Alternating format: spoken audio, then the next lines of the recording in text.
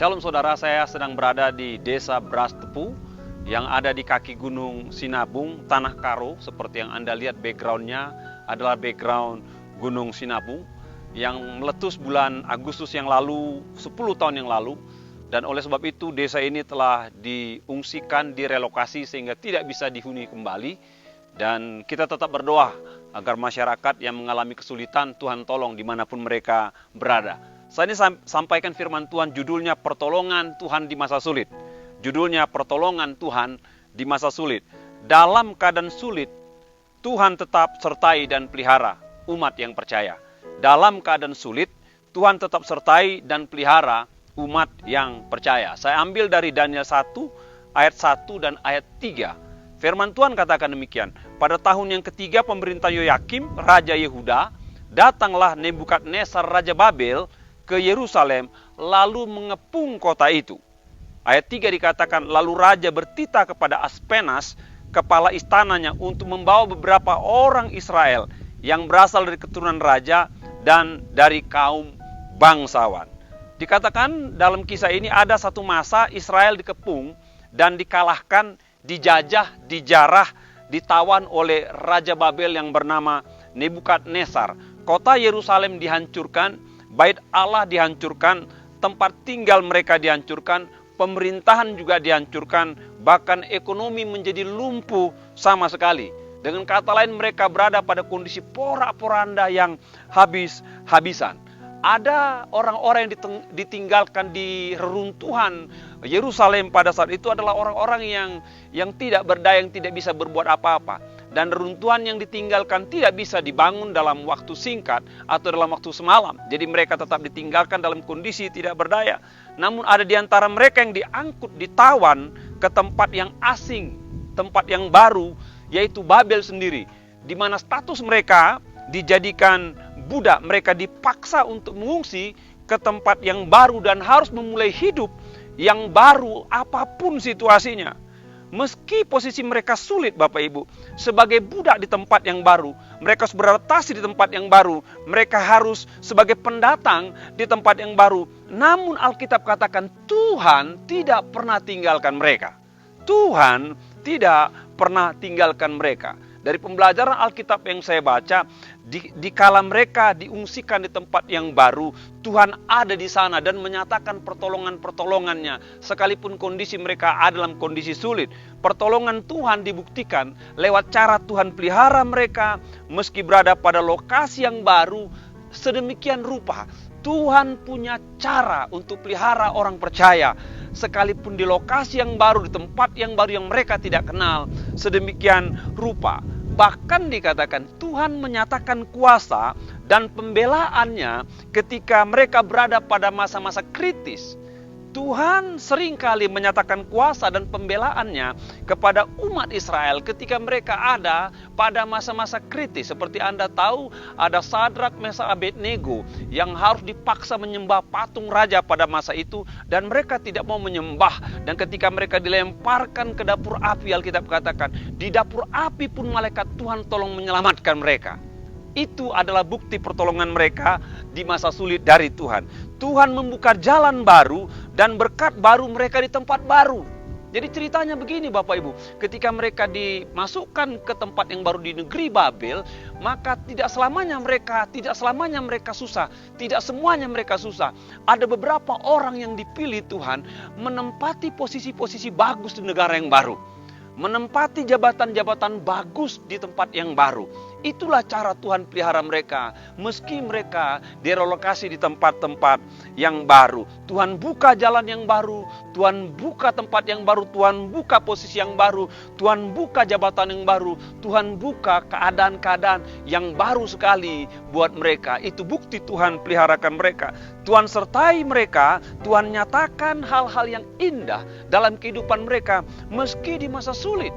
Tuhan tidak lupakan mereka, Tuhan tidak biarkan mereka, Tuhan ada Yang terakhir yang saya lihat pertolongan Tuhan, Tuhan dapat memulihkan keadaan mereka, negeri mereka, dan bangsa mereka. Sementara mereka di daerah relokasi baru di Babel, nanti juga Tuhan akan bawa mereka kembali ke negeri mereka dengan cara Tuhan yang luar biasa. Meski melewati puluhan tahun kemudian, tapi Tuhan tak pernah melupakan umatnya dalam keadaan sulit. Bagi Bapak Ibu, bagi rekan-rekan yang saat ini sedang berada dalam masa sulit dan kondisi hidup porak-poranda dan harus beradaptasi di tempat yang baru, ingatlah ada Tuhan di sana juga bersama dengan saudara. Bagi Anda yang berada pada masa-masa sulit di mana segala sesuatu yang menopang hidup saudara sudah tidak ada Tuhan yang menyertai saudara dan membuka jalan buat saudara. Percayalah Tuhan ada bersama dengan Anda. Percayalah Tuhan pelihara Anda. Percayalah Tuhan buka berkat baru bagi Anda.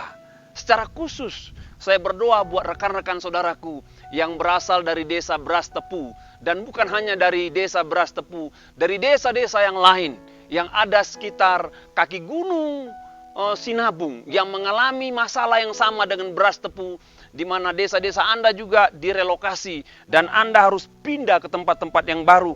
Anda harus beradaptasi di tempat-tempat yang baru. Saya tahu itu tidaklah hal yang mudah, karena Anda harus mulai sesuatu yang baru, tempat tinggal yang baru, lokasi yang baru, kondisi yang baru, keadaan yang baru.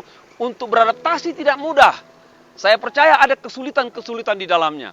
Ada kendala-kendala di dalamnya. Ada tantangan-tantangan dalamnya. Tapi saya berdoa, Tuhan kiranya menyertai Anda. Tuhan kiranya memelihara Anda di mana Anda saat ini berada.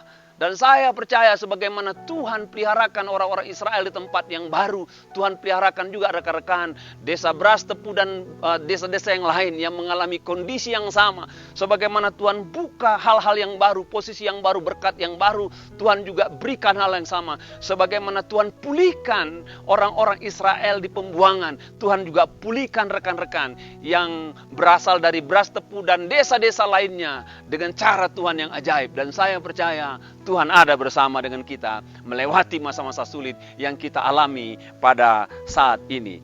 Yang kedua, bagaimana kebenaran firman Tuhan yang berbicara mengenai Tuhan berada dalam hidup kita di masa-masa sulit. Dalam keadaan sulit, Bapak Ibu, poin kedua, dalam keadaan sulit, umat Tuhan diminta menjadi perpanjangan tangan Tuhan. Itu yang saya pelajari. Dalam keadaan sulit, umat Tuhan diminta menjadi perpanjangan tangan Tuhan. Kalau poin pertama, itu saya mengkontekstualisasikan buat rekan-rekan saudaraku yang mengalami kesulitan. Dan yakin Tuhan ada bersama dengan saudara. Dalam poin kedua, saya menekankan poin ini buat saudara-saudara yang di luar yang tidak mengalami kesulitan. Namun engkau tahu ada saudara-saudaramu yang mengalami kesulitan. Firman Tuhan mengatakan 2 Korintus 8 ayat 3, Aku bersaksi bahwa mereka telah memberikan menurut kemampuan mereka, bahkan melampaui kemampuan mereka. Ini konteks bicara mengenai bantuan yang diberikan oleh umat Tuhan yang ada di lokasi lain kepada jemaat yang ada di Yerusalem yang sedang mengalami kesulitan. Ada dua bentuk yang dikerjakan dalam membantu pihak lain. Pertama, itu adalah bantuan pribadi yang dikerjakan oleh pribadi-pribadi pada kelompok-kelompok lain. Yang kedua adalah bantuan yang dikerjakan secara berkelompok. Bisa bantuan yang dikerjakan secara berkelompok ini adalah bantuan yang diorganisir, baik oleh instansi, organisasi, ataupun gereja-gereja kepada pihak lain yang berada dalam kesulitan.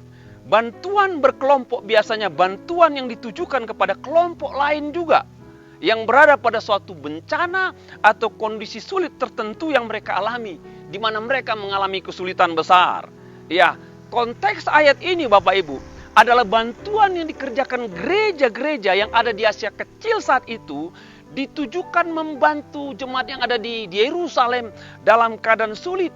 Dan kemungkinan besar bantuan-bantuan diorganisir oleh Paulus dan rekan-rekannya. Mereka menghimbau gereja-gereja yang ada di Asia Kecil untuk mengumpulkan dana. Dan ketika mengumpulkan dana, mereka tujukan dana itu kepada jemaat yang ada di Yerusalem yang sedang berada dalam kesulitan besar. Dan ketika dia berbicara kepada jemaat Korintus, dia mendorong agar jemaat meniru cara menolong jemaat di Makedonia. Dia mendorong jemaat Korintus meniru cara gereja yang ada di Makedonia dalam memberi. Dalam ayat ini Bapak Ibu, saya temukan ada perbandingan yang dituliskan oleh Paulus kepada jemaat di Korintus. Dikatakan di sini ketika saya pelajari, jemaat di Korintus itu adalah jemaat yang ekonominya mapan dan baik, namun minim dalam membantu. Sekali lagi, jemaat di Korintus adalah jemaat yang mapan secara ekonomi, namun minim dalam membantu. Dan Paulus dorong mereka. Paulus katakan kepada jemaat di Korintus, sementara jemaat di Makedonia itu punya ekonomi yang lemah, namun mereka punya semangat yang membantu luar biasa. Sebenarnya tujuan Paulus dalam tulis ayat ini Bapak Ibu, mendorong jemaat Korintus untuk dapat memberi dengan semangat kemampuan terbaik seperti jemaat di Makedonia yang walaupun rata-rata menengah ke bawah, namun mereka memberikan dari potensi yang terbaik.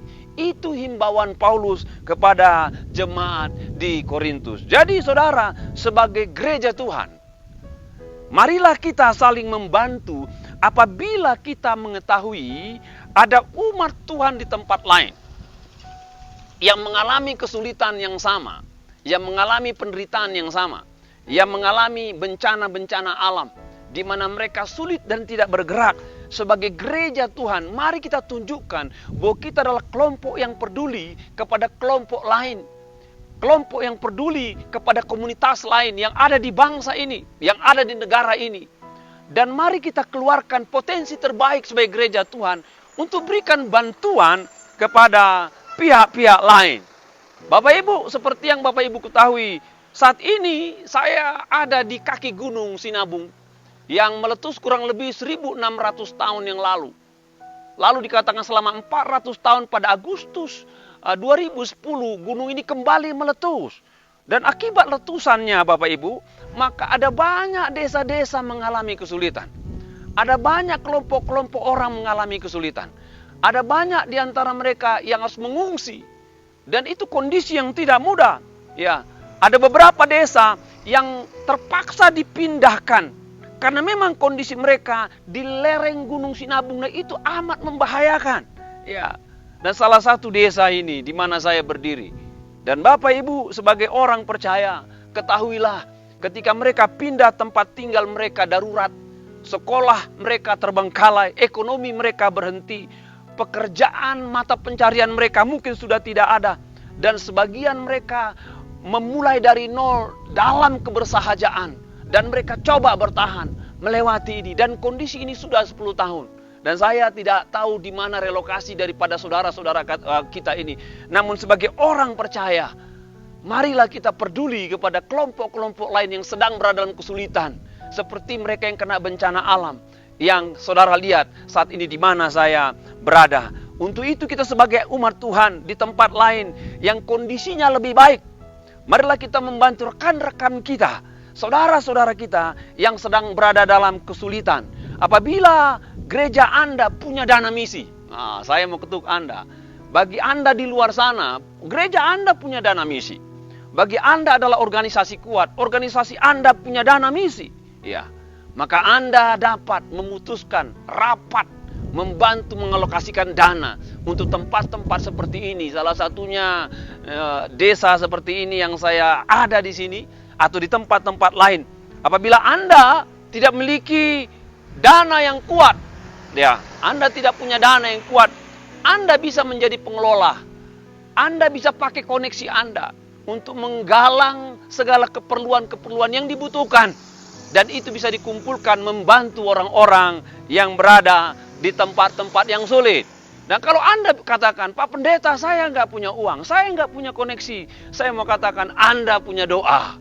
Anda punya doa. Berdoalah buat saudara-saudara kita yang berada dalam kondisi-kondisi bencana, kondisi-kondisi sulit, agar hidup mereka ditopang oleh Tuhan, hidup mereka ditolong oleh Tuhan, hidup mereka dikuatkan oleh Tuhan. Bapak Ibu yang saya pelajari begini, ketika kelompok umat Tuhan, ketika gereja-gereja Tuhan dari sepanjang sejarah yang saya pelajari abad pertama sampai sekarang, di mana ada kesulitan, di mana ada musibah, Di sana gereja menunjukkan kepedulian mereka, menolong pihak lain, terutama sesama umat Tuhan maupun orang-orang lain. Dan ketika mereka menolong, membantu, mengulurkan tangan, mereka diperhatikan dunia, Bapak Ibu. Mereka dilihat dunia. Dan ketika mereka melihat dunia, ketika mereka dilihat dunia, begitu peduli, begitu care, begitu perhatian, begitu penuh kasih, Bapak Ibu, maka ada banyak orang-orang dari luar bergabung pada kelompok orang percaya. Mereka mengikatkan diri menjadi umat percaya, dan itu bisa membuat gereja bergerak dan maju. Semakin hari semakin banyak orang menjadi percaya. Karena apa? Ada kegerakan, ada kasih, ada kepedulian di antara orang percaya, baik kepada komunitas yang ada maupun kepada umat Tuhan. Saya tetap mendorong gereja-gereja, saya tetap mendorong organisasi-organisasi rohani. Mari kita tetap kembangkan kepedulian, menolong saudara-saudara kita yang kurang beruntung, yang berada pada kondisi sulit, apalagi mereka yang ada dalam bencana. Dengan cara demikian, kita menjadi perpanjangan tangan Tuhan, mendatangkan pemulihan, mendatangkan pertolongan, mendatangkan berkat bagi rekan-rekan, bagi saudara-saudara kita yang berada di tempat-tempat yang kurang beruntung. Dengan cara demikian saya percaya, maka pertolongan Tuhan ada di bumi, baik karya Tuhan secara ilahi maupun karya Tuhan lewat kita kepada saudara-saudara kita. Perhatikanlah Bapak Ibu, kita harus terlibat di dalam karya Tuhan kepada kelompok-kelompok yang berada pada masa-masa sulit. Dan jadikanlah dirimu menjadi alat Tuhan. Bagi saudara-saudara yang berada pada masa sulit, tetap yakin percaya. Ada Tuhan yang tidak biarkan saudara yang ada pada masa-masa sulit saudara, dan tetap menyertai saudara, menolong saudara. Kiranya dengan kebenaran ini kita diteguhkan, kita dibangunkan, kita dikuatkan satu sama lain. Tuhan memberkati. Kaki Gunung Sinabung, kami mengucapkan selamat beribadah. Tuhan Yesus memberkati.